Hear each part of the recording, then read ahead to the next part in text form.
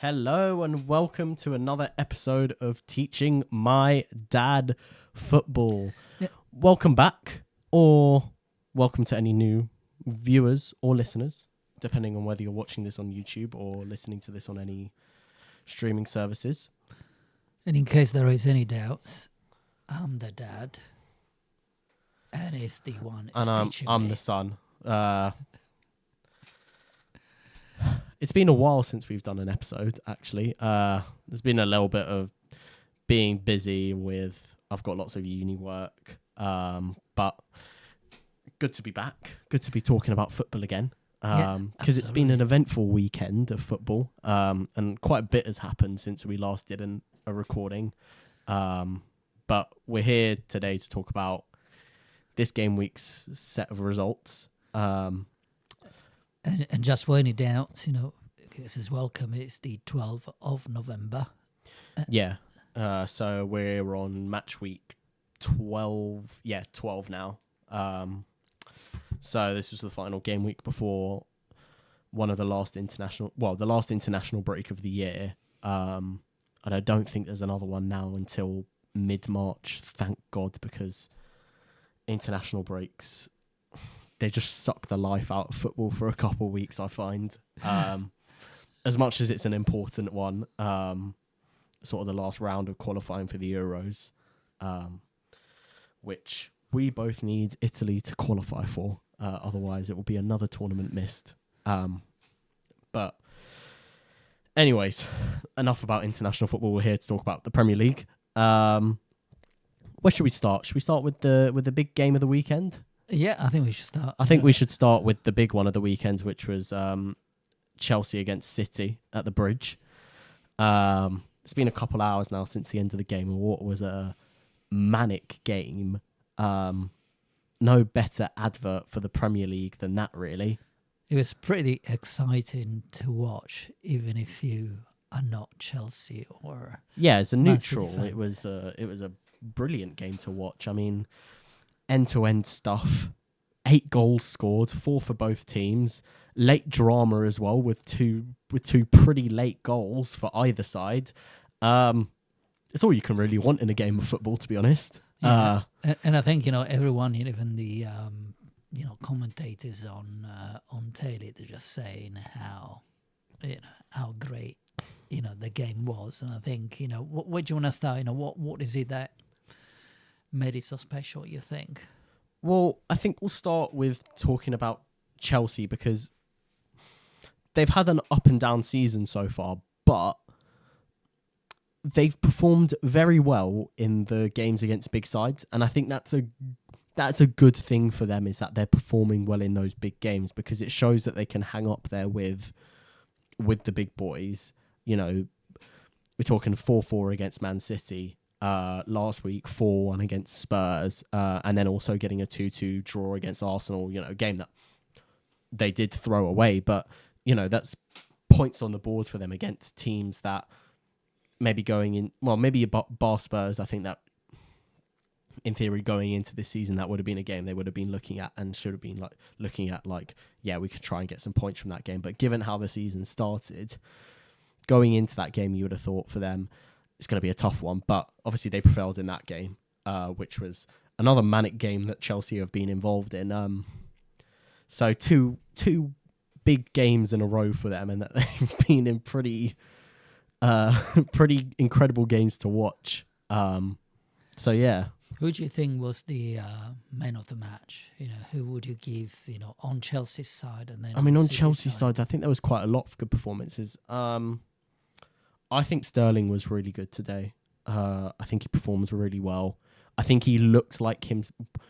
The Sterling that we knew at City that, would always bag goals, he looked like that today at Chelsea. He was running at defenders. He was giving Kyle Walker a really tough game on that left-hand side. And then obviously, sort of in classic Sterling style, when he was at City, he found himself in the middle of the box for a tap-in.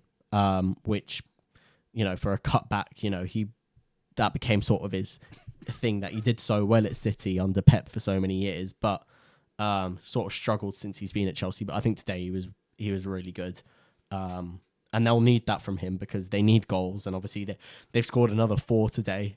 So maybe the goals are looking up for Chelsea, because that's been their issue this year is scoring a lot of goals. Now, obviously, for them defensively, leaking 4 at the back is not a great thing to do, especially when you're at home. But against City, scoring 4 against City is no easy feat. I mean, if you look at... there was a chart the other day that I saw that was combined. So it was a chart of XG involved in every team's game so far this year. So essentially what it was is that it ranked teams not just on their XG, but their opponent's XG, and found the combined XG for the game that they were then involved in, of which City were pretty damn low. And you might look like, oh, why is their XG so low? But it's because they keep their opponents to such a low XG that that they end up quite near the bottom. In fact, Arsenal were at the bottom of that. People were saying, well, Arsenal at the bottom, they can't score goals, blah, blah, blah. But actually, that's not the case. It's more so that they keep their opponents out at such a good level that their opponent's XG, which is the combined XG for that number, ends up being pretty low. But, I mean, this is a game in which the XG for either side was about 3. And I'm going to stop you there, because I'm learning about football. So what's the XG? Okay. As you see, this is the part of the episode where my dad doesn't know so much about football. Okay, XG stands for expected goals. It's a statistic based off a lot of data, based off the chances that players have and the shots that they take. And it calculates a number of sort of like the expected chance of it ending up in a goal. So an open net tap in at the back post is going to be a much higher XG than a 40-yard volley. Fair enough. And so if you have an IXG, means that you have created... Yeah, you create lots of high quality chances, is typically what the data shows for that. But with this chart, it wasn't just how much XG that you created, but then how much XG your opponent created in the games that you've been involved in. So the reality is that the best teams would want to be lower on that list, because they, as much as they would want to create a high XG themselves, they won't want their opponent getting much XG. I think Liverpool are actually top of that list, which isn't necessarily the best sign for Liverpool, because, yeah, they create loads and loads of chances, but it shows that they can leak some chances at the back. But we'll get on to Liverpool a little bit later. But we'll stick focus on this game. So Sterling for you, man of the match. I mean, for like, Chelsea. I think man of the match for Chelsea, but I mean, there was lots of good performances on that pitch today for Chelsea. I think Cole Palmer was brilliant as well. Obviously, scored the equaliser right at the end. Another former City player scoring in the game against them. I think Pep came out the other day and said, that as much as they sort of wanted him to stay and wanted to give him a chance. I do apologise if you can hear some bangs in the background. It is Diwali, so there's lots of fireworks going off tonight, which our microphones might pick up. That's all right. Anyway, so you were saying about... Yeah, they didn't want to let him go, but he essentially said, they were saying to him, oh, there's going to be a chance for you this year, but I think he wanted more guaranteed opportunities at football, which he's getting at Chelsea so far. And he's been pretty good for them in sort of like a... He's not playing out wide, which is what we got used to seeing him at City on the few occasions that he made appearances for them. He's sort of playing in that more sort of number 10 role, which he's playing really well in, actually, and got his reward today with the equaliser right at the end. Now, talking about penalties, I think it's fair that we discuss the first penalty that was given for City. The first goal of the game, which Erling Haaland did end up dispatching, but it's another talking point about VAR getting involved and making a decision, and it's just... Well, Anthony Taylor, who Chelsea fans do not like because he's given plenty of bad decisions against them in the past, has given what is a pretty soft penalty. VAR has basically looked at it and said, well, there's no clear and obvious error here. There is contact. It's a penalty. But, I mean, just watching it back, I mean, they're both grabbing each other. And it's soft, but given maybe some of the penalties that they have given this year, you know, the Rodri one against United in the Manchester derby, if that's what they're classifying as a penalty, then it's a penalty. But I'm not gonna talk about what they think is a penalty. I'm gonna talk about what I think is a penalty. I think it's soft. It was definitely they were very soft. Like, have I seen them given? Yes. Do I think it's a penalty? No. I think Haaland's 6'5". I don't think he should be. I think he's gone down quite easily there. I think he's felt the contact and has decided, I'm going down here and try and win my team a penalty. And look, that's what he did. They went 1-0 up, and then about 4 or 5 minutes later, Chelsea went down the other end. Reece James had a good attempt on goal from a free kick, but the subsequent corner led to a Thiago Silva header. And I think he becomes one of the oldest Premier League goal scorers now. He's 39 years old. I think maybe the only older one to score a goal would be Ryan Giggs, sort of in his final year at United, because I think he might have been 40 when he scored, but he definitely becomes one of the oldest players to score in the Premier League. Amazing that he's still going, although, I mean, today he was decent, but obviously led to what we thought might have been the City winner, stuck his boot out and it deflected in, but really well taken header. But I think from City's point of view, pretty poor defensively. Probably you're right, but it still was an amazing goal. Yeah. I mean, he's made that run. No one's picked him up, and he's just glanced it into the far corner. It's a brilliant header from his point of view. But I mean, from City, I can imagine Pep at half time would have been having a go at them for why did someone not pick him up, or at least, you know, if you're not going to pick him up, then someone has to try and clear the ball. And none of the players at the front post decided, I'm going to try and clear the ball here. They all just sort of stuck with the players they were marking, rather than sort of going for the danger in the box, which was... Didn't tell me that you thought that happened because of the kind of defending that they do, which is... Was it that you call it? I can't remember. I mean, like, it looked like it was some sort of, like, semi-zonal, semi-man marking. Right, I think it looked like there was sort of semi-man marking, especially near the front post. There were sort of a little bit more man-to-man, and the rest of the box was maybe a little bit more zonal. But that's the issue with the zonal systems. As much as they can work, they require players to take the initiative defenders to take the initiative to clear a ball if it comes into their sort of zone. And sometimes the issue is that if it's in that sort of grey area of in your zone, but then also sort of in another player's zone, if neither of them go for it, then it can very often lead to an open for a header, which is what we saw with Thiago Silva's equaliser. And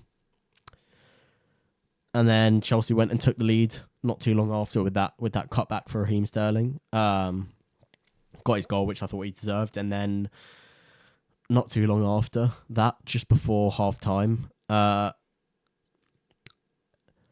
there's a corner taken. It comes out sort of, I think it was to Bernardo Silva actually, sort of comes out to him, and some of the Chelsea players try and push up and out. And Enzo Fernandez is one of them who tries to push out, leaves his man, who is Manuel Akanji. The ball goes back in the box, and Akanji has an open header in the middle of the box, which he took pretty well, to be fair. Left Robert Sanchez no chance of saving it, but another sort of poor defensive, marking from a set piece again, this time on the other end of the pitch, which I think we saw from Poch was pretty mad about when that goal went in, because, I mean, it's simple, really. You just have to stay to your man for the danger, but some of those Chelsea players tried to push out, some of them didn't, and in the end it just leaves an open man for a header in the middle of the box, and City will punish you for that. So that's the first half. The first half, and then going into the second half, City take the lead pretty early on. Cut back. Robert Sanchez got a slight hand to it, but not enough, and Haaland then bundles it in, and then VAR decides they want to check it for a potential handball, but the handball that they were looking for was as the ball was travelling into the goal, that Haaland's hand was sort of just down, and they were it did eventually hit his arm, but it was over the goal line by then, so obviously it's a goal. But they were looking if maybe it hit his arm just before it went in. But I mean, you're just looking at it's just not a handball. I mean, why? In what world would Erling Haaland want to handle the ball that's going into a net? It's just if it and that's the annoying thing there is if it actually did maybe scrape his arm as it's going in, they would have to disallow it by their own stupid rules. Bear in mind that the ball, as you said, was going in, and Haaland's end was in front of the ball. Yeah, so the only thing that it could have done was either stop the ball or slow it down. But why would an attacker want to stop a goal from going in the back of the net? It really just sort of baffled me at the time when they were checking it. It's like, you can't be serious. You can't... thank God it went in without touching his hand before it went over the goal line, because if it had touched his hand before it went in the goal line, if it had touched his arm, they would have disallowed it. And it's just not... It's not... They've got... VAR has got away with that one, because had they disallowed it, there would have been so much rage about it after the game that is not a handball. You're destroying the sport because you don't understand football at a proper level. And it's because refereeing is far too sort of... They try and make it as black and white as possible, but football's not a black and white game. There has to be interpretation to the rule, but what their thing is that in lead up to a goal is that if it hits someone's hand or hits someone's arm on the attacking team and there's a goal and it leads up to a goal, it has to be disallowed. And it's just like, well, just because it hits someone's arm doesn't mean that it's a handball. It can be a ball to hand, and in that situation, that's where you would say that's a ball to hand and the goal should stand.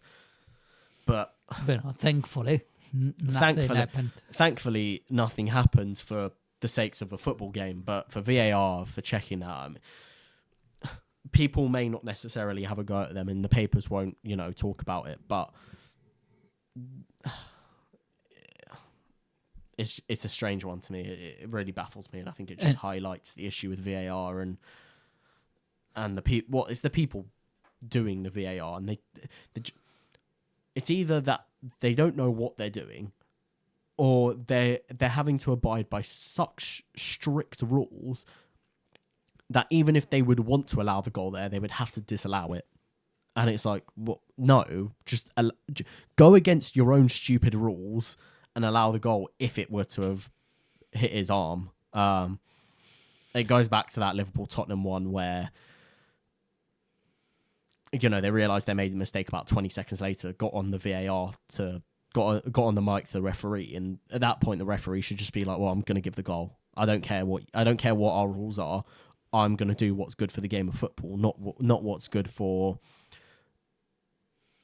our refereeing integrity. But I don't even think it's good for their refereeing integrity. I think they get a lot more respect from fans if they did the right thing. But they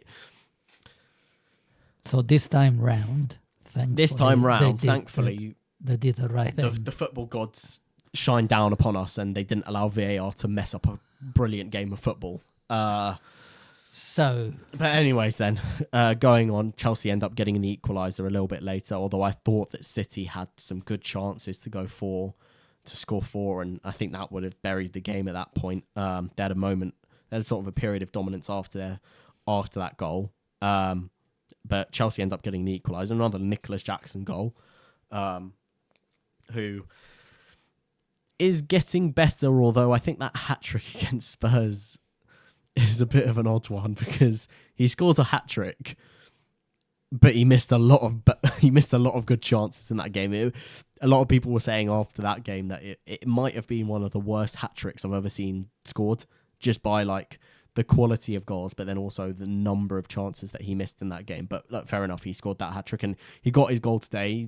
He was sort of surviving off scraps today, and fair enough, he gets what Edison probably should have done better with a shot from outside the box from Conor Gallagher, and Jackson takes a good first touch and then puts it into an empty net. Edison, though, is close enough to his body that he should either be catching it, or if he doesn't feel confident that you can sort of keep it near his body, he should be pushing it wide, because pushing it back out into a dangerous area as a keeper, any keeper will know that's the last thing you want to do. And you saw him looking over to the line wanting for an offside, but it wasn't going to come because it was onside.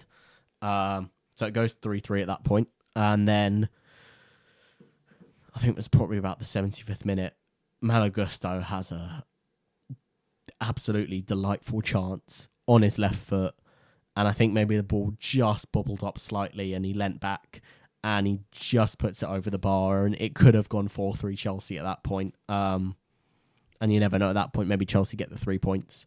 10 minutes later, though, Rodri takes a shot, left shot from outside the box. Thiago Silva sticks his foot out and it ends up going in the complete opposite corner to where it was originally going. And we're thinking at this point, City they've done it again. They've gone to one of these games. They've not played particularly well, and they're going to pick up 3 points because they got a last minute goal. But the drama did not end there, and there was a subsequent penalty in I think it was the 92nd minute, and it was given in the 92nd minute, and then Cole Palmer stepped up, call as you like, slotted it home, and that's sort of the last major piece of action of the game.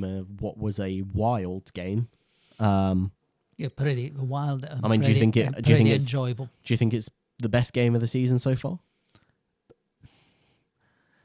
Maybe, I don't know. Definitely has been. I'm not sure whether it's been the best game. Not best game, but sort of entertainment wise, would you say? Entertainment wise, I would say one of the best games. Yeah. I mean, like 4-4. I mean, 8 goals scored. I mean, I think maybe it might be the best game alongside that Tottenham Chelsea game last week, which I know there was 3 less goals in that game, but we're talking about the ball was put in the back of the net 5 extra times, but ruled offside or handball, whatever it was, plus 2 red cards, blah, blah, blah. So we've been treated to, Chelsea have treated us to 2 great games in the space of under a week. Just under a week. They played that game against Spurs on Monday. So do you think Chelsea is out of difficult time and likely to... They're taking the right steps. It's looking... they'll still go and drop points to some teams who are pretty good defensively and will hit them on the counter-attack, because they still seem quite susceptible to that. But for them, I'd say it's looking up for them, because I remember a couple seasons back, the season that we finished 5th, I remember there was a point in the season when we had most of our players fit. Just as a reminder, when you say we, Arsenal. The season that we finished 5th, there was a couple games. I remember it was City at home, and I think it was Liverpool at home. It was 2 games that, in fairness, we did actually lose, but they were both games in which we were very competitive in, and that's the mark of a decent side, is that you're able to go toe-to-toe with those big sides in those big games, is that you can assert yourself on that game, not just sort of like soak up pressure and then hit on the counter. You want to dominate periods of that game, and that's what Chelsea did for large parts of that game against City. I don't know what all the statistics on field tilt and whatnot will be. I haven't seen them, but from just watching the game, they created a decent amount of chances, Chelsea, and I think they deserved the point in the end. I think they would have felt hard done by had they not come out the game with anything. I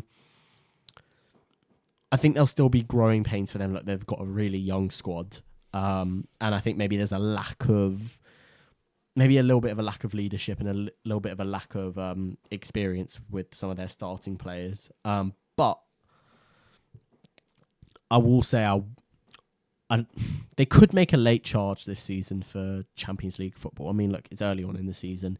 If they decide to turn it on and go on a decent run of games, they could easily find themselves back in sort of the top 4, top 5 shout. But I think they'll still have some teething issues with those games against, you know, your Forests and your Brentfords and your Villas, who they've lost to so far this season. So it's looking bright. But it's looking good for them. Look, I think the thing that I would say right now is I'd much rather be Chelsea than I am United at this point in time. Right. But I think that's probably enough of us speaking about the Chelsea City game. Which game do you want to go to then? I think the next game we'll go to is the early kickoff on the Saturday. We didn't watch it, but it's a result that both of us very gladly enjoyed seeing, which is Wolverhampton Wanderers 2, Tottenham Hotspur 1.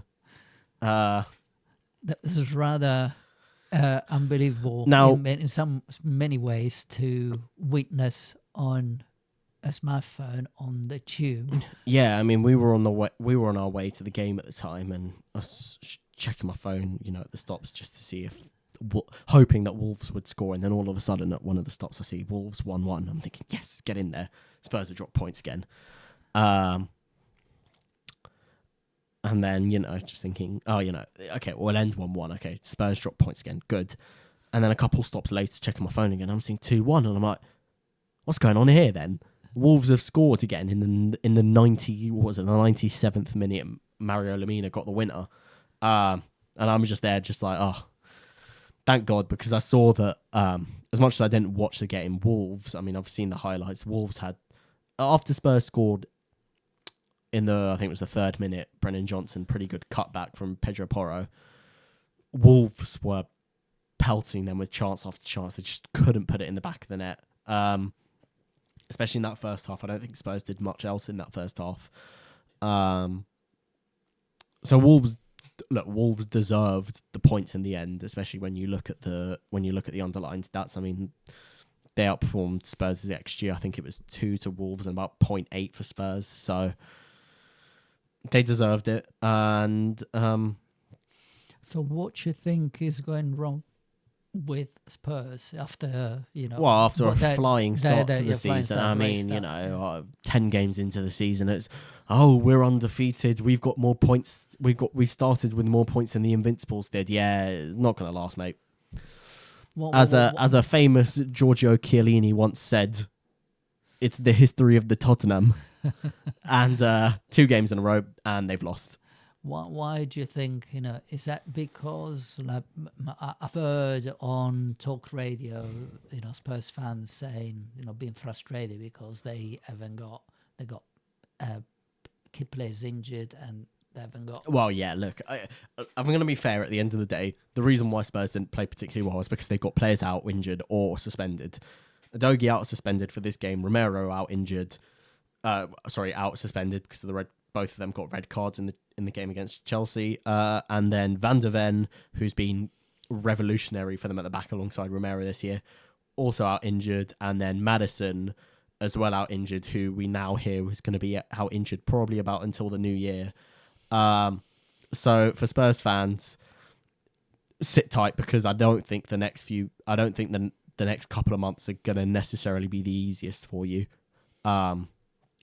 Especially with Maddison out. I mean, they just lack so much. They lacked a lot of creativity in that game, and the reality of it is that when they have their starting 11, they're a very, very good side. But I've said it for a while now.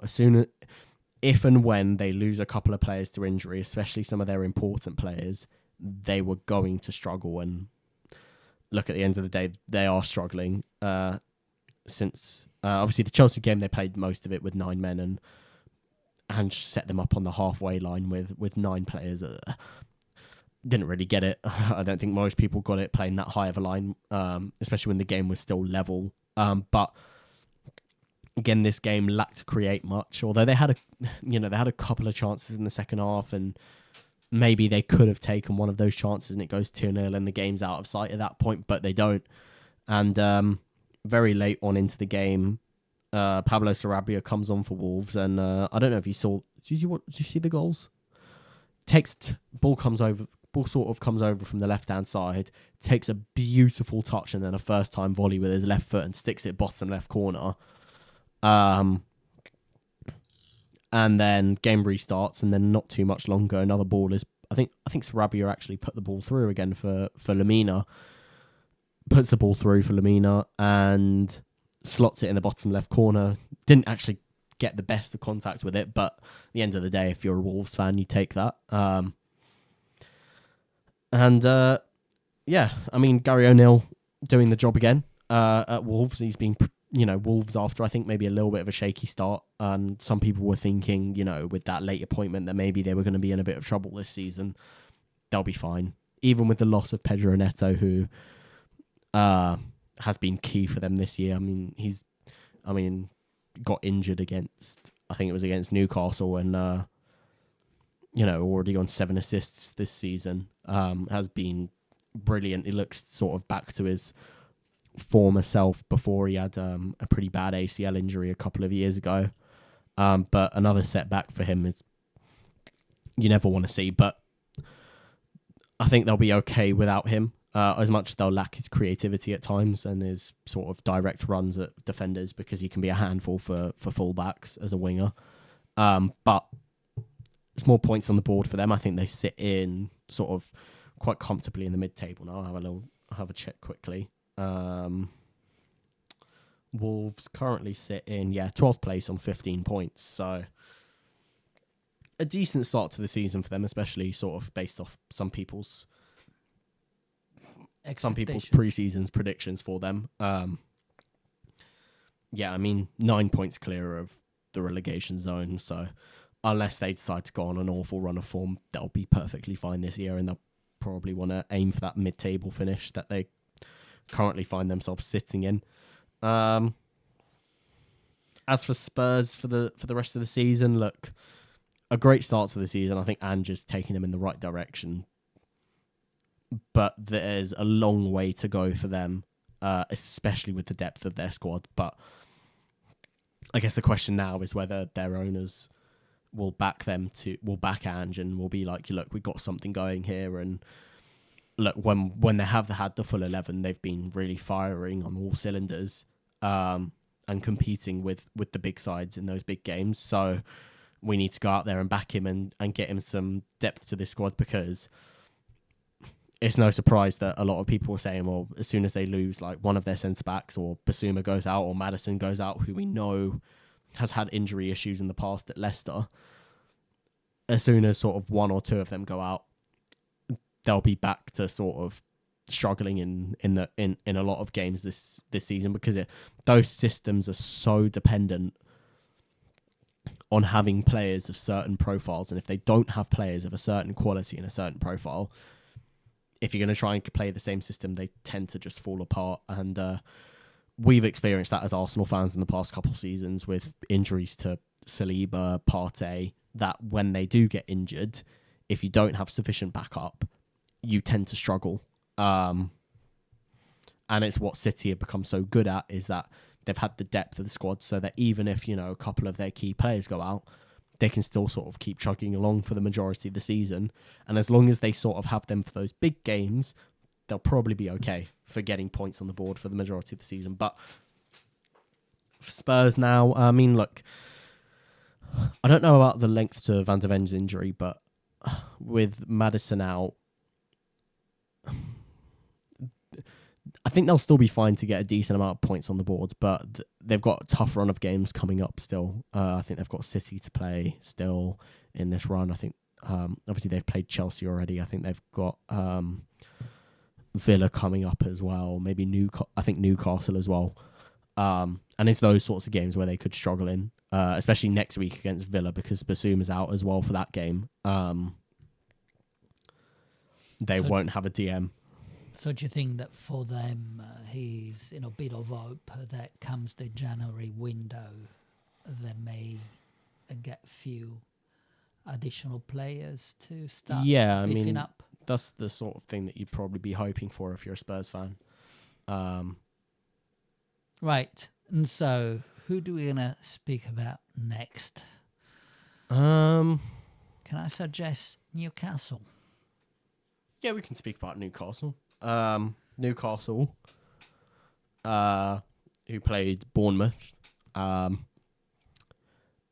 they just didn't look like themselves, Newcastle. I know they've got plenty of injury issues right now, and they had a pretty light squad. But, I mean, against the Bournemouth side, who have had a pretty poor start to the season, you'd hope for them that they should at least be able to get a result from that game. But Bournemouth were very good, and they hold them not only to 2 goals, Bournemouth, with a brace by Dominic Solanke, but they also held Newcastle to a clean sheet, and Newcastle didn't really create much throughout the entire game. Apart from a couple of half chances, they didn't create anything that clear-cut. Was that a major surprise? I think it was a surprise based off how Bournemouth have started this season. I mean, a couple of games ago, they found themselves on 3 points with no wins, and I believe they've won their last... Is it they've won? No, they've not won their... They won their last 2 now? I don't know. No, they won this game. I think they had lost their previous one, but they had won then the weekend before that against Burnley, and they find themselves out of the relegation zone now on 9 points, and maybe slowly but surely, especially this game for Iraola, it looked like he stamped his sort of play style on Bournemouth. They looked lively, they looked good pressing Newcastle, they looked good on the ball, Bournemouth, and deservedly got the win. Although it wasn't until the 60th minute that they got their goal. They did end up getting their 2 goals in the end. I think Solanke has already matched one of his best tallies for a Premier League season, and they'll need goals from him if they're going to want to fight to stay up. So yeah, a good performance from Bournemouth, especially against a pretty tough side in Newcastle now, who have now lost their last 2 games, losing midweek against Dortmund as well.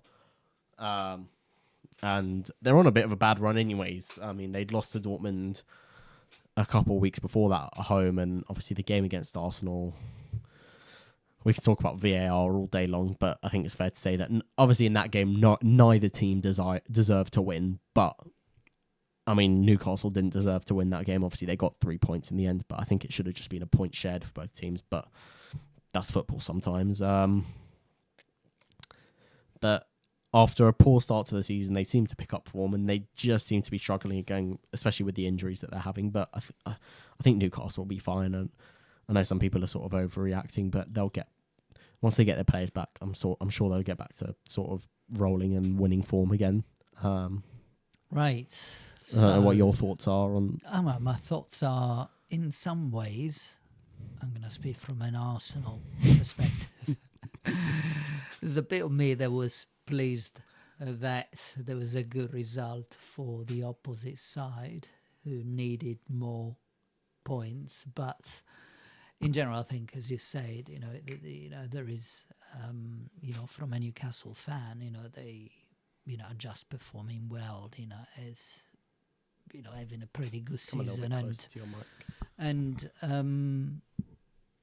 if I were a Newcastle fan, I wouldn't be too worried, about them having missed a few points here and there. Yeah.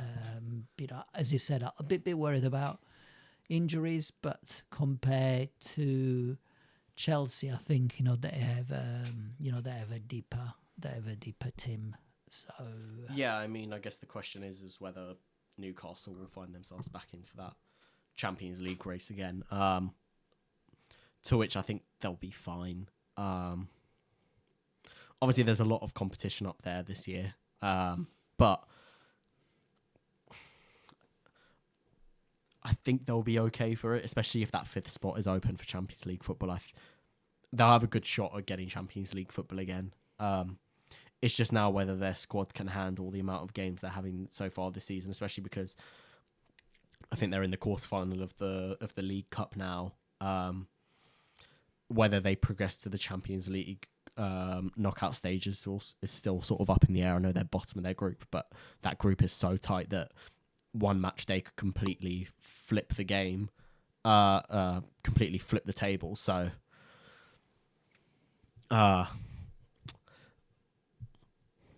don't really know much else to say about them. Right. So I think that's our cue to go on to the next game. Yeah. Who do you want to speak about next? I think we'll speak about Arsenal because, being Arsenal fans, we normally speak about them first. But I mean, maybe not the most eventful game against Burnley. I mean, there's not necessarily too much to speak about. Although I must say that Burnley have managed to keep Arsenal at bay for they frustrated Arsenal, and look, at the end of the day, that company is starting to set them up in the right way again, especially against the bigger teams. You just can't go to the Emirates and try and play your own football at times, because you will struggle against these big teams trying to play your own football. But they look defensively solid at times, especially in that first half, being frustrating. But in the end, for as much sort of resolute defending that they had, and they had that one chance where I think it was Goodmanson who went through on goal and Wright made a pretty good save down to his left. They didn't threaten really. They didn't create any chances in that first half.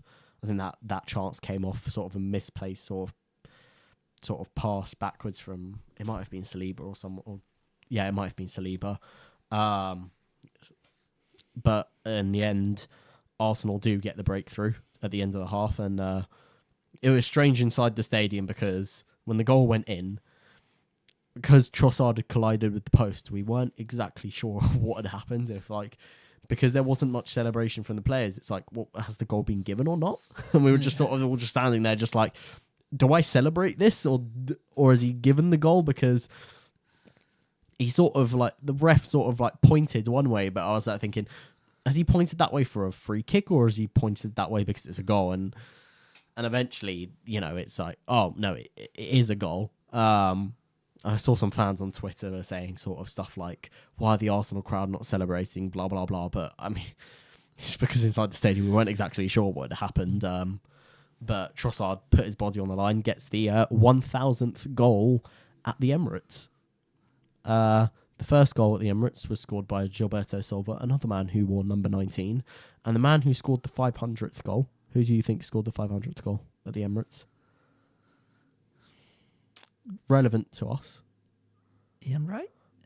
No. Ian Wright at the Emirates, no chance. Ian Wright retired well before the Emirates was built. Oh yeah, you're right. Mikel Arteta did scored he? the 500th goal at the Emirates. So obviously the man who's now managing us got that landmark, and today Trossard got the 1,000th goal. Wasn't the prettiest of goals, but look, that's what you want from your players, to be willing to put their bodies on the line to try and get the ball over the line, and that's what he did. Another interesting stat is that Trossard has scored 6 goals in all competitions this year, and all 6 of them have been assisted by Bukayo Saka. So really good partnership forming between the two of them there. And I'm gonna just check on your knowledge. So, has Trossard assisted Saka in scoring any goals? I don't think he has actually, which is strange enough that Saka's been the provider for Trossard, but Trossard hasn't yet been the provider for Saka. But nonetheless, I mean, that's what those partnerships on the pitch is what you want to see being formed. But excuse me for that. Moving on into the second half, and pretty early on in the second half, Burnley come out the gates a little bit quicker than maybe expected, and they find themselves getting a goal. And, level terms, and especially because of how the first half was a bit sluggish, you're thinking, oh, it's not one of those days, is it? Well, you're playing against a team that you're expected to win against, and, they just frustrate you, and, you go 1-0 up and you're thinking, oh, it should be plain sailing from here, and then all of a sudden they get a deflected goal and it's 1-1, and you're thinking, oh, your heads drop. It's cold, it's a bit windy, maybe a little bit, was it a little bit wet? I can't remember if it was raining or not, but you're just thinking, not today, Arsenal, come on. And luckily for us, a couple minutes later, Saliba that heads home, finally gets a goal at the Emirates, and another man also got his first Emirates goal in Zinchenko. And what do you think about his goal? It was a brilliant strike. I mean, sort of genius, sort of on the spot, just sort of thinking like, oh, how am I going to hit this? And he sort of jumps in the air and then does the Paolo Di Canio scissor kick and puts it away beautifully. And at 3-1, then the game is safe until Fabio Vieira decides to go in pretty high and gets himself sent off, and deservedly so. And I think, funnily enough, I don't know if you saw Arteta's interview after the game. No. After the game, he's like, he was talking with the interviewer, and he's like, no, I want to talk about the VAR and how brilliant they were today. The referee, the VAR, brilliant, and like quite sarcastically because of the stuff the previous week that happened. But yeah, it was quite funny to see. But Vieira now obviously misses the next 3 games, although I don't think we'll necessarily miss him too much, which is the sort of thing that you want. In comparison, I'm going to make the comparison to Spurs here, is that when a player gets sent off, especially when they're going to miss 3 games, it's how much you're going to miss them. And for Arsenal, it's, well, with Vieira, who doesn't actually start that much, it's not much for Arsenal. But another win, chugging along, back to winning ways in the Premier League after the first loss of the season against Newcastle last weekend, and up to 27 points now, 3rd in the table, level with Liverpool and only a point behind City. People have been complaining about what they think has been a bit of a poor start to the season, but you find yourself only 1 point behind City. I mean, you'd have to sit here and say, well, actually it's not been that poor of a start, and you're right up there, and that's where you want to be, especially with sort of some of the players that we've been missing so far this season, with Partey missing the vast majority of it. Partey's key to the way that we play, with the way that he's able to receive the ball and play through the lines, break the lines. We've been lacking that, and it's why maybe at times people have been saying we've not been as fluid this year. But look, you can maybe not look as fluid, but defensively we've been very solid. We have I think the joint best defensive record in the league, with only 10 goals conceded, and we've got a run of games now where we should be looking to pick up a number of points before I think we've got a trip to Anfield in December. And that's the trip that every single season I dread. Right. It's a trip up to Anfield, because those are always tough games. But I'm just going to say something. I know what you said about Vieira, but I quite like him, and I'm more. No. I do like him. It's just that we've got other players that can play in the position that he plays in. In fact, he's not the starting player in that position for us. It's just, I guess, whether Odegaard comes back and is fit. I think he should. I think they've said that he should be back in training soon. So fingers crossed for that.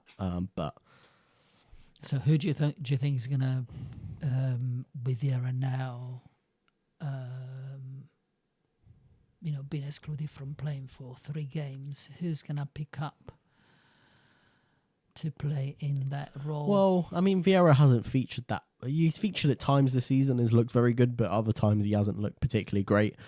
But who's going to have? Who's Arteta is going to have to? I mean, have that right hand side, we've been seeing Odegaard start the majority of the season, and when but Odegaard's been out, it's been Havertz has started there. I mean, like Vieira could have started in that position, but Havertz got the start. So I mean, well, Havertz got the start last time. He was a starter these last games. I'm wondering, who do you think with Vieira now been? Who's going to play in a role that Vieira had? Well, I don't think it will be I don't think it will be anyone. He was coming off the bench for Odegaard or Havertz, so they'll continue to play, and you just won't have a player off the bench who can play for them. No, I'm just wondering next match, because obviously Odegaard is still injured. Yeah, but I mean, the next match is after the international break in a couple of weeks. I think they expect Odegaard to be back for that, so right, we'll be fine. Okay, so next game, who do you want to chat about? Shall we speak about Man U? We can talk about United. Played at home to Luton. 1-0 win. I mean, they dominated the game, really, United, but their issue this year has been scoring goals, and still I think Rashford is their only forward player to have a goal so far in this Premier League season, and he has one. So of their entire front line and all their attacking players in the Premier League so far this season, they have one goal, and that is Marcus Rashford, who himself hasn't scored since scoring in that game at the Emirates. So Højlund, just as good as he's been in the Champions League for them, he's joint top scorer in that competition, just can't seem to find the back of the net in the Premier League. Came close again in the first half. Just, I don't know why it's not clicking for him in the Premier League, which you think would be, when you're playing against teams like Luton, you think, well, that's the sort of game, where he can go and pick up his first goal. I don't know if it's some sort of curse or whatnot. He just can't seem to score a goal. But look, United pick up a win, which you expect that they would at home to Luton. You would say, they should, it'd be really bad for them if they didn't win that game. I think the surprising thing for United is I don't know if you've seen their position in the table. Do you know their position in the table? I don't. If you had a guess based off the start of this season, where would you say you think they are in the table?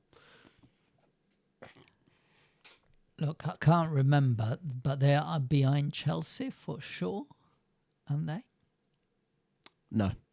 Are they above Chelsea? Yeah, they're above Chelsea. Blimey, so What position do you think they're in? So they must be in sixth position. Yeah, they're in sixth, which is just baffling. After that game, I was looking at it, I was like, United are in sixth. How did that happen? And they find themselves only 5 points behind Spurs in fourth and 4 points behind Villa. A point above Newcastle, 2 points above Brighton, 4 points above West Ham, and 5 points above Chelsea are in 10th. And it's just like, how did they get there? They've had such a poor start to the season, and yet they find themselves in sixth place, and they've won 7, lost 5. And I think the thing is that maybe we're forgetting, because they've been so poor in the Champions League, with only one win in that competition, and it could have only, had that Anana not staved that penalty, it could be only 1 point in their group, and I think that would have been them out. But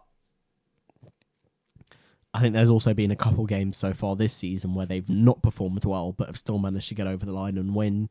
The first game of the season against Wolves comes to mind, where Wolves played much better than them, should have had a penalty, which was the first VAR mistake of the season. And then there was that game at home to Brentford where they're 1-0 down in the 93rd minute, and then Scott McTominay scores 2 injury time goals and they win the game. But they're picking up points, which, while they're, as fans of United, they get growing a bit impatient, some of them, because they want to see the performances. But at this point in time, they're still picking up the points, and that's what they need to be doing. Is if the performances aren't going to be there, at least get points on the board. And for them, they're doing that, and that's the main thing for them, because they find themselves not far off the 4th place or even 5th place, which might be Champions League football with the change of format of the competition. And that's exactly where they'll want to be, is within striking distance, because as poor as a start they've had, they're not far off. And for them, it's like, well, for them, they take that, because they could have found themselves a lot lower, but they don't. Now, I don't know what you've thought of them so far this season. We've spoken about these before. I just thought, obviously, their fans will be frustrated, and the things are not happening for them. But as you said, what we've spoken about, it's that the manager has decided to make the changes that he as a manager perhaps should have done last year. With his new style, and he's not obviously giving himself enough time to, giving enough time to the team to adapt. Yeah, I mean, the point that there's been a lot of comparison recently between Ten Hag and, a lot of United fans have been saying, look at what Arteta did, right? Now, the thing that I would say that Ten Hag has almost shot himself in the foot because of the season he had last year and because of what United achieved when there was no expectation going into the season. They finished third place in the league. I think it was on 75 points. They win a trophy, and obviously they qualify for Champions League football. They did that, though, heavily playing transitional football, which is what they became so used to playing under Ole, and then even before that, Jose. So this transitional style was to, especially some of their key players, Bruno and Rashford, that is really their bread and butter. They're very good in transition. So the question is a lot of people went into the season saying how United were last year. Well, they can only go up from here, blah, blah, blah. And I was like, look, on paper they should go up, but I don't think you can look at it what they did last season and be like they should at least like maybe achieve the same sort of target in the table, maybe looking to challenge for the League Cup. I didn't think it would happen because I thought the football that Ten Hag was playing last year is not the football that he wants to be playing. And if he is going to try and switch his style of football, which I thought he was going to do, then they're going to have teething issues because unless you have a squad where you have the quality of players and the profile of players that can play that system, then you're going to struggle. And for United, they just don't have those players yet. And that's why I thought it was going to be a struggle for them.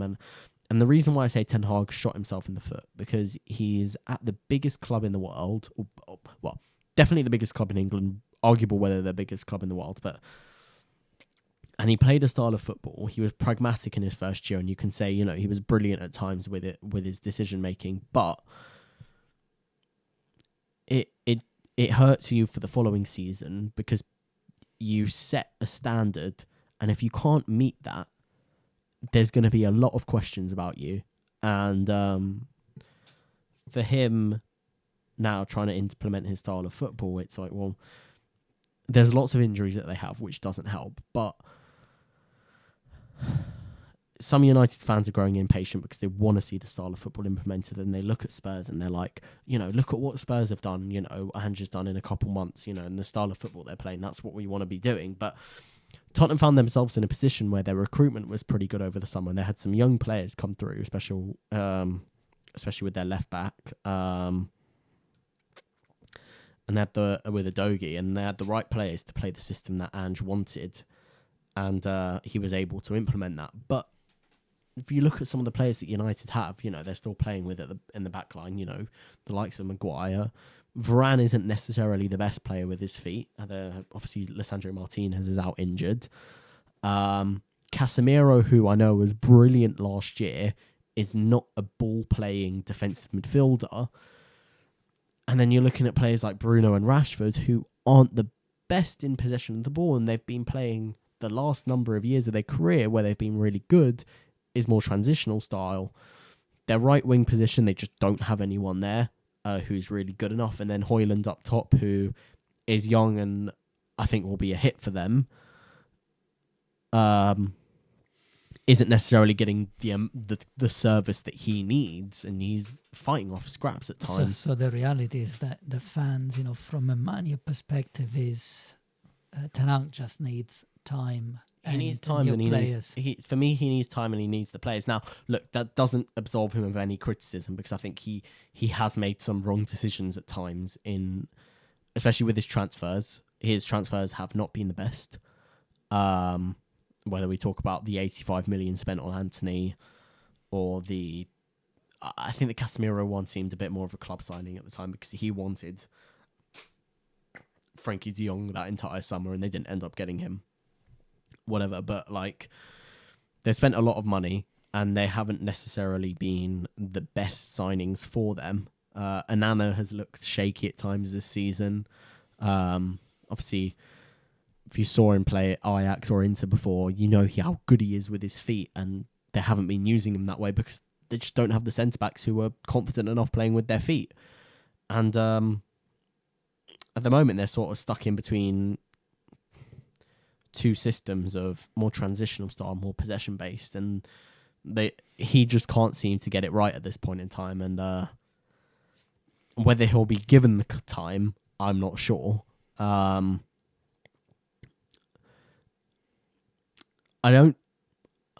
mean, some people were saying, like, oh, he could be sacked, blah, blah, blah. I don't think he'll be sacked anytime soon. But I think there'll be conversations if he misses out on Champions League football come the end of the season. But with all that being said, with how poor they've been at times this season, they've got 21 points. They've got points on the board, and they find themselves only 4 points off a potential Champions League spot, which is, for them, you know, he needs to be taking that at this point in time, and they just need to chug along and try and keep on picking up points. But performance-wise, they're not there yet. I mean, you can see that in the big games that they've played so far this year, whether that be Spurs, Arsenal, City, is that they haven't been able to compete on the level that they would want to compete at.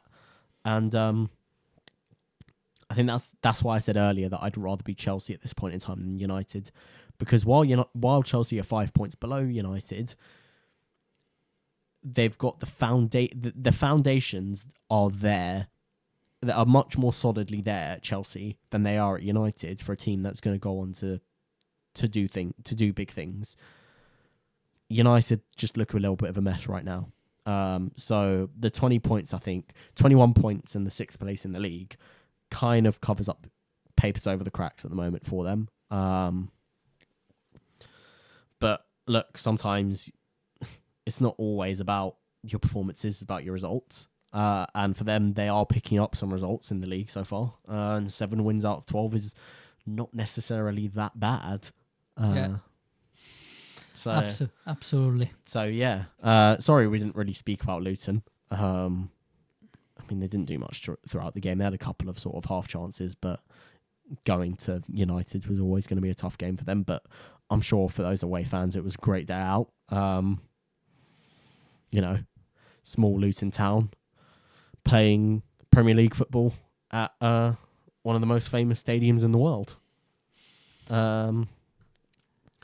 But I think we should try and move on now and talk about some of the other results. Yeah, I'm mindful that we're done in an hour, and so mindful that we've been going for an hour already. So I think we'll sort of quickly go through some of these games. The other fixture from Saturday was Crystal Palace 2, Everton 3. Another really good game, actually. I didn't watch it, but I've seen the highlights. Bags of goals. And Everton look like they're finally starting to... Well, they've picked up some good away form so far this year, Everton.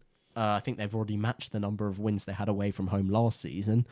It's actually, funnily enough, at home this season they've not been particularly great. But another win on the road for them.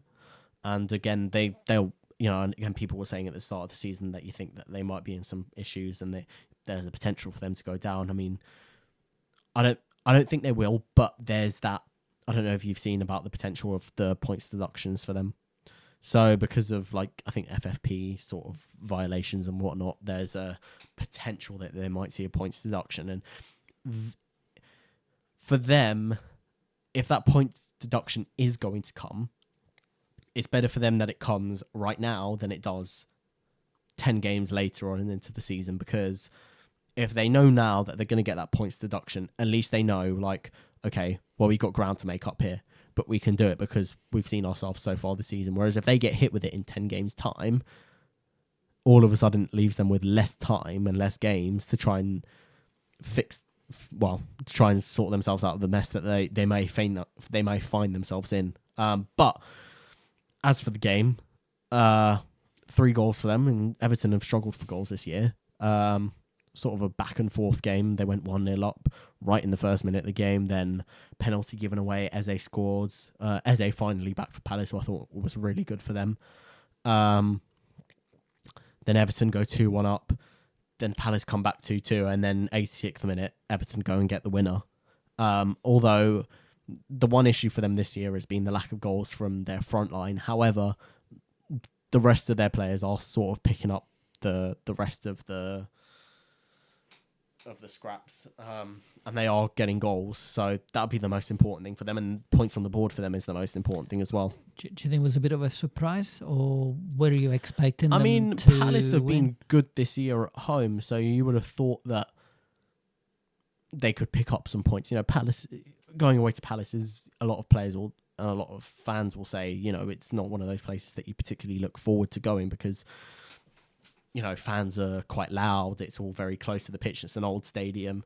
It can be a difficult ground to go to, but to pick up a win for them is massive. And I think they find themselves on 14 points. I think level with Palace in the sort of the middle of the table. Everton in 14th on 14 points. Sorry, a point behind Palace, and they're now 8 points clear of Luton, who are in 18th. And even if they get hit with, I think it'd be a 12-point deduction, they'd find themselves on 2 points. If that were to happen today, for instance, or tomorrow we find out they've been hit with 12-point deduction, they'll be on 2 points. Yes, they'll be bottom, but they'll only be 4 points. They'll only be 4 points behind Luton and off safety. So if that deduction does happen, I think based off how the season's gone, I think they'll be okay. But if that deduction comes later on in the season, they could find themselves with a lot of pressure building. Could it be as much as 12 points? I think that's the sort of rumour that's flying around right now, is that it would be 12 points. But I'm not entirely sure. I don't necessarily quote me on that. Right. So, other game. Yeah, sorry, we're going to quickly go through them now because we've been recording for a while. And we still need to do our predictions before at the end. So we've covered all the Saturday games now. There was a few games. No, sorry, we haven't covered. Have we covered all the Saturday games? No, we have. So the final Sunday games. I think we'll talk about Liverpool. 3-0 win against Brentford. Comfortable win in the end for them. I think I saw the highlights. Brentford had a couple chances sort of early on. Maybe could have taken the lead, but easy in the end for Liverpool, who get 2 goals through Salah and 1 through Jota, and could have scored a couple more. Nunez had a couple goals ruled out for offsides before they eventually did take the lead through Salah in the first half. And another win at home for Liverpool, who Anfield, well, anyone will know, is such a tough ground to go to and pick up any sort of points, let alone a win. 3-0 win, and they find themselves on 27 points in second place, only a point behind City, and they're they're in it. They're in the early race. It's not really it's not a title race yet because we're not at that point in the season, but they're positioning themselves well for a potential title race. What do you think Brentford missed? It's just because Liverpool is... Going away to Liverpool is such a tough place. I mean, there's a statistics which is Liverpool have only been beaten... So when Van Dijk plays in the league at Anfield, Liverpool I think it's over 100 games now, have lost 1. And that was last season against Leeds, where they lost 2-1 to a last-minute winner. They have not lost, apart from that game, they have not lost a single game at home when Van Dijk plays in the league. So going there and getting a draw it would be a really good result for Brentford. So going there and losing is just sort of one of those ones that I'm sure Thomas Frank will just tell them, look, just forget about it, move on to the next game. This is such a difficult ground to come to that getting any result at this ground is tough. I'm gonna check on you. So they only lost 1 game. How many have they won, and how many have they? I don't know that off the top of my head, but I think it's there's been over 100. I think that it's over 100 games now that they've played at home in the league with Van Dijk in defence, and they've probably won. I can imagine they've probably got like 85 wins, like 12 draws and like 1 loss or something something crazy like that. It's a crazy number. I'm sure of it. But it just shows how difficult of a ground Anfield is to go to pick up points, because they will just turn teams over at that ground. And we've seen it already this season. They turned Aston Villa over, who have had a flying start, and I think we'll get on into them into a bit. But they will turn over most teams there. But for Liverpool now, it's the big one next weekend for them because they've got to go away to the Etihad. Place last year that they got battered 4-1. So for them, they'll be looking to try and get back to being more competitive with the City and maybe picking up a point or potentially even beating them away from home, which, you know, if you're going to want to win the league, City are the team to beat. So you're going to have to try and go into that game and pick something out of it. You know, I think a draw would be a good result for them away from home at City, but they'll want to win. You always want to take points off City, but if you can't take points off them, you share the points. So, well, I said it was next weekend. It's in a couple of weekends because we've got the international break now. But I'm looking forward to that game. I will say myself, we'll get on into it a bit, but I would prefer a draw in that game because it'd be beneficial for Arsenal if two of the teams that are at the top right now drop points. But a good win for Liverpool nonetheless, and that's what if they're going to find themselves in the title race, that's what they'll need to do. Whether they will be in a title race, I'm not sure, because I think there's a little bit of a lack of depth to that squad. And as I mentioned earlier, they can be a little bit leaky in terms of their defensive record. Although they have only conceded 10 goals so far this season in the league, they've at times rode their luck with their chances conceded, and sort of like teams playing against them maybe underperforming their XG. But their defense is where, if they don't win the league, if they don't win or fail to challenge for the league, it will be their defense that is the thing that they'll will be their weak spot, because they just seem a little bit easy to get down at the wings right now, and a team with good wingers could cause them some problems.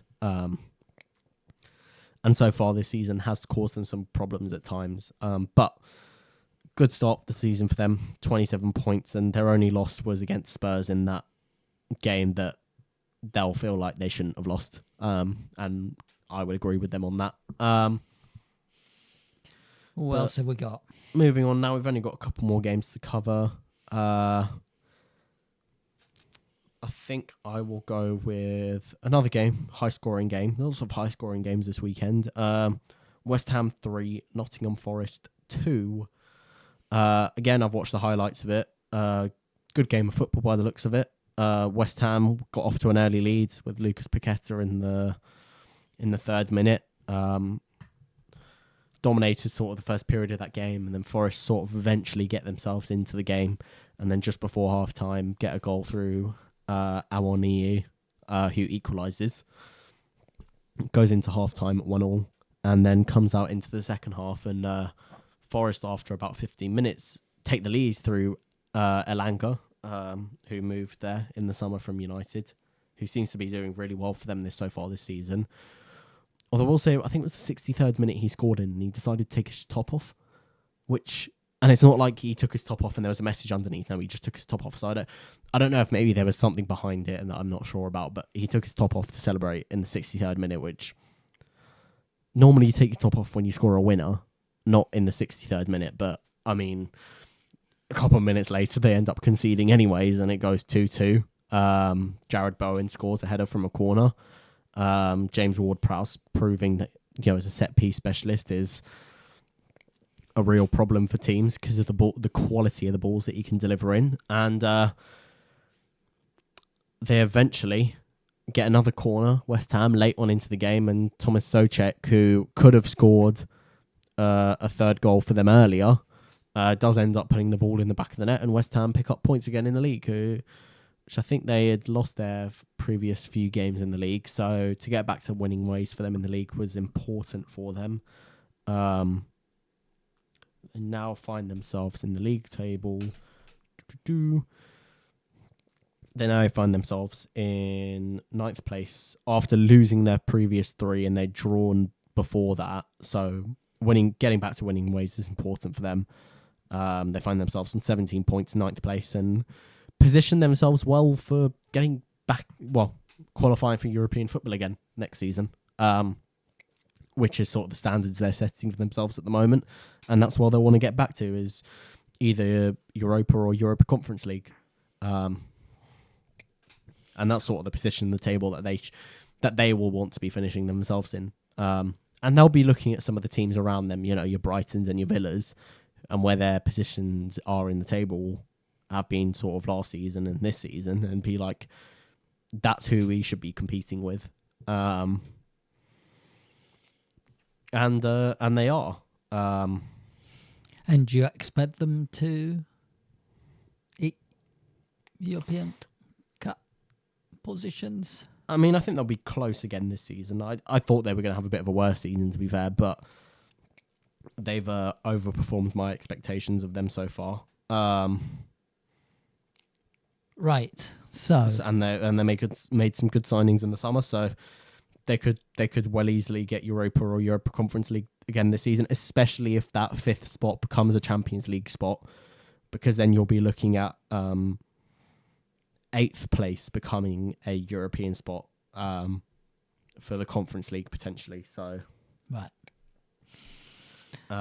Yeah. And we've got a couple more games to cover now. What we got? Villa 3-1 against Fulham.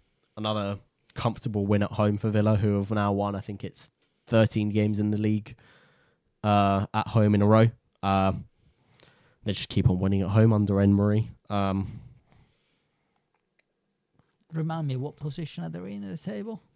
They're fifth on 25 points, so only a point behind Spurs, and only 2 points behind Arsenal, Liverpool, and then 3 points behind City. So they're right up there. Although I don't know at what point maybe they'll fall off a little bit. But I mean, for them at this point in the season, you'd have to be saying, well, we could go for a Champions League spot, which would be incredible for them if they did. But they've positioned themselves in such a area of the table that if they get to sort of the 25 game mark and still find themselves in that part of the table, they could be like, well, we're going to go for it now.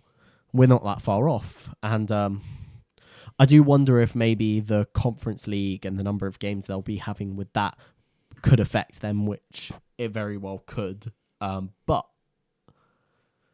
I wonder what would happen if they did find themselves in a position to get Champions League football. What Emery would at that point prioritise is, would he prioritise winning a trophy with the Conference League and then getting Europa League football through that, which they may do through the table anyways, or at that point deciding, don't go for the trophy, but instead we're going to try and get this Champions League spot.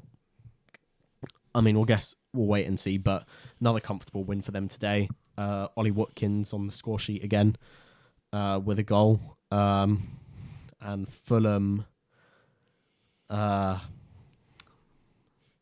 mean, it looks like statistically they didn't fare too bad in the game. I'll have a quite quick look at the XG. Fulham, it's a decent team. So they're not bad, but I mean, I think they performed a lot. I mean, okay, looking at the XG, it was deserved in the end. Aston Villa 3.22 to Fulham's 0.92, so 3-1 in the end is a pretty fair result based off that. So, look, Villa Park is proving a pretty tough ground to go to for any team right now, especially with their 13 wins in a row there. So, I mean, I'd probably say that Fulham, if they had picked up a point, they would have been a good result for them, but they haven't. I don't think they won't be in trouble, Fulham, but I know last year, but I think people thought they were like pretty good, but I think that was in part because they had Mitrovic sort of banging in goals, and obviously they lack that now, and they lack that goal threat from him up top. So, I mean, look, the quality down at the bottom is quite bad, so I don't think there's a chance that they find themselves in a relegation battle, but I think they'll finish sort of bottom half. I don't think they'll get close to sort of finishing top half again. I think they'll finish in that sort of bottom half, sort of 15th, 16th area, but be pretty safe because they're currently on 12 points in 16th, but they're 6 points clear of Luton. So, and I can't see that Luton will pick up enough points to challenge them. Potentially if they go on a bad run, but I think they'll be okay, but I mean, there's a chance that they won't be. So we'll wait and see. Who else? Who else have we got? And we've got one final game to talk about, which I saw that De Zerbi was pretty unhappy with, because they drew against Sheffield at home, and Brighton go 1-0 up in the game, and then in the 69th minute, Dahoud gets himself sent off for Brighton. And I don't know what it was that De Zerbi was complaining about. I should have done my research before this, but I saw that he wasn't particularly happy. But Sheffield pick up a point away from home at Brighton, which I think for them, any point that they can get at the bottom is crucial. After getting their first win in the league last week. So for them, it's like I mean, a really good result. In any case, it wasn't perhaps expected that they would have. No, you wouldn't have expected that they would have picked up a point against Brighton, especially away from home. So a point for them is good, even though it wasn't them who scored; it was an own goal. But De Zerbi said something about the referees. I don't know what the issue in the game was, but he said that he doesn't like 80% of English referees. That isn't a new opinion. I don't like them. To which I would say I agree, because I think most of the referees in this country are pretty damn awful. So I'm on his side on this one. But we don't know why he'd expressed that. So he doesn't. So okay, there's a bit more to the quote. He says, the behaviour, I don't like their behaviour on the pitch. And I would agree at times that English referees maybe show. I think he's coming from the point of they want to be the star of the show all too often. Which for some referees I think is true. Sometimes they get involved in the game too much. And yeah. He said, obviously, he was frustrated. He then went on to say that England is the only country where, when there is VAR, you are not sure the decision is right. In other countries, you have to be sure the referee is 100%. I wouldn't necessarily agree. I've seen some pretty bad refereeing decisions, VAR decisions from other countries. I mean, we saw it in the midweek in the Champions League with the Rashford red card and the couple of penalties that were given in that game. So I wouldn't necessarily agree that it's not an issue in another country, but a refereeing standard across Europe right now, and especially in England, is not particularly great, and they're getting a lot of stick right now. Obviously, at times it's maybe a little bit unfair, the amount of stick that they are getting, especially when people are shouting abuse and whatnot. I mean, there's never a place for that, but the standard refereeing isn't particularly good. So I think that wraps up our coverage of the games this game week. So do you want to do some predictions? For the next game week, which is why I've got my laptop here, because in the past we've done these predictions and I haven't written what our predictions are down. So I'm going to quickly just note them down for us, just so we can go back and have a look at how well or how badly we predicted these games. So I'll just put up a Word document here quickly. Right. There you go. Computer is working. And so we can start doing our... If Word wants to work.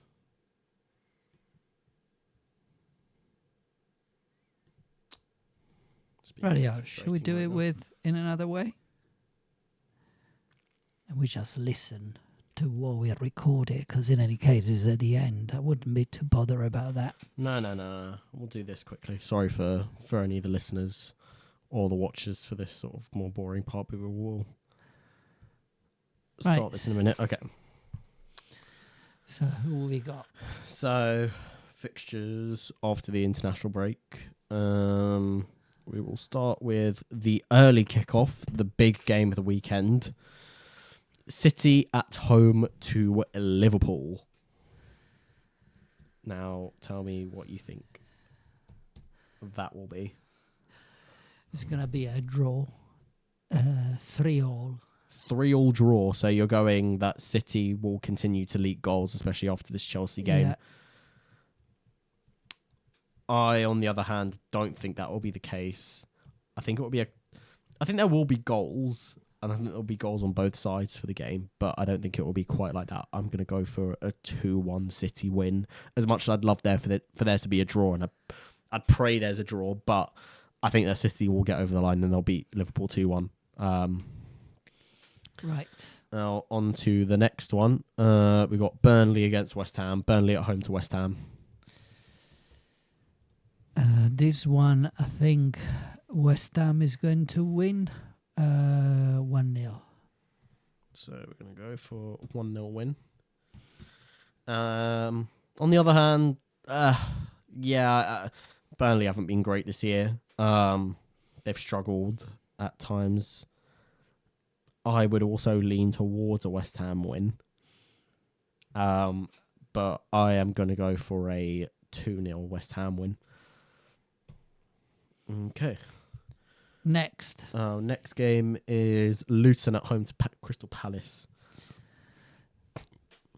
Somehow this one, I think Luton is going to win it. I think a Luton winner. Yeah, and this is going to be a 2-1 to Luton. 2-1 to Luton, okay. I think they will get a point in this game, Luton, but I think it's going to be a 1-1. Right. They just can't keep clean sheets, Luton, right now. Next up is Newcastle. Oh, big game! Another big game actually. Newcastle. Another tough game for Chelsea is Newcastle home, Chelsea away. So Chelsea with a pretty tough away game at St James's Park. Tell me what you think. This is hard to guess because you have a team that tends to score very often lots of goals. Newcastle. I think Newcastle is going to win 2-1. 2-1 win for Newcastle. Me, on the other hand, Chelsea do pretty well in these big games, but I think Newcastle is one of those grounds where you can go to and get run off the pitch at times. Now, Newcastle do have some injury issues, although Chelsea do as well. But there is chances for Chelsea, I've heard, that Nkunku might be back for them for this game, which could be massive for them. But that being said, I do think that Newcastle will win, but I think it will be another high-scoring game. I'm going to go for 3-2 for Newcastle. Moving on to the next one. Forest at home to Brighton. Somehow, I think this one Brighton can win. You think Brighton away at Forest? Yeah. It's a tough place to go. I know it's tough, but I think that could. I'll tell you what, it'll be a draw. A 1-1. 1-1. Me, on the other hand, I think Forest are very, very good at home, and I will go for a 1-0 Forest win. Bit boring of a game, but I think that could happen, and Brighton could find themselves. They've had a bit of a rough period recently, Brighton, lacking to pick up points. The final 3 p.m. kickoff on Saturday is Sheffield at home to Bournemouth. Big game at the bottom of the table. This one, I'm not really sure. I think Sheffield United is going to win. You think they're going to win what? 1-0. 1-0 to Sheffield. It's a bit of a tough one this way. It could go either way. I was just thinking, just give it because it's an home game, and that's I the reason think why. that Bournemouth are going to pick up some more points, and I think they'll get a second win in a row in the league, and I think they'll win 2-1 away from home.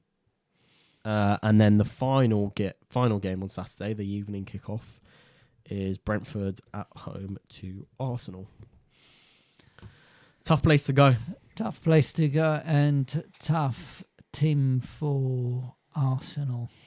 Now, Brentford in their last 14 London derbies in the league are undefeated. So, I don't know. The last time that they lost a London derby in the league was when they lost to us 3-0 at the start of last season. Every single London derby they've played since then, they've either won or drawn.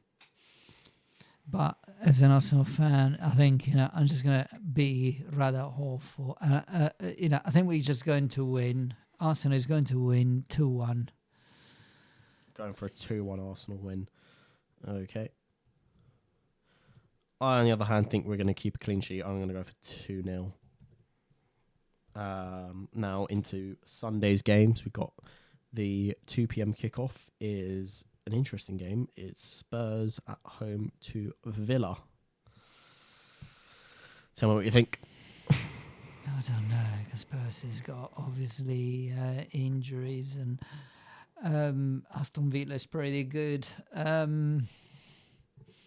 don't know, it could go also different ways. I think it's going to be a draw with a lot of goals. It's going to be a 2-2. 2-2 draw. I'm actually going to agree with you on this one. I think it's also going to be a 2-2 draw. I think Spurs will have enough to compete in the game. However, I do think Villa will make it tough for them at times, especially with Spurs' injuries and their suspensions still. Villa could go there and pick up a win, though.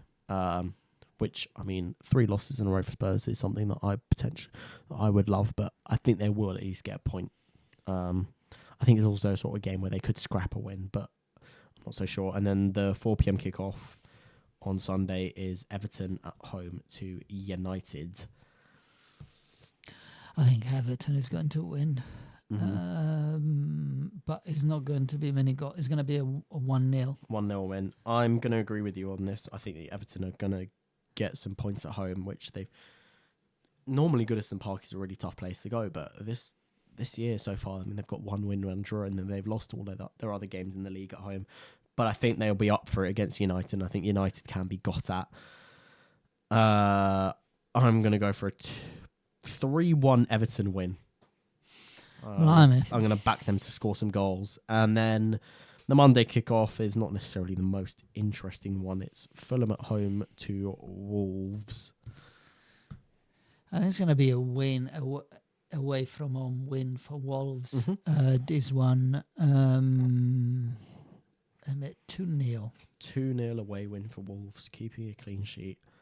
I'm going to be a bit boring on this. I'm going to go for a draw. I think it's going to be a boring one. I'm going to go 0-0. I don't think there'll be any goals scored in this game. I think it'll be the one game of the week where there's no goals. Fair enough.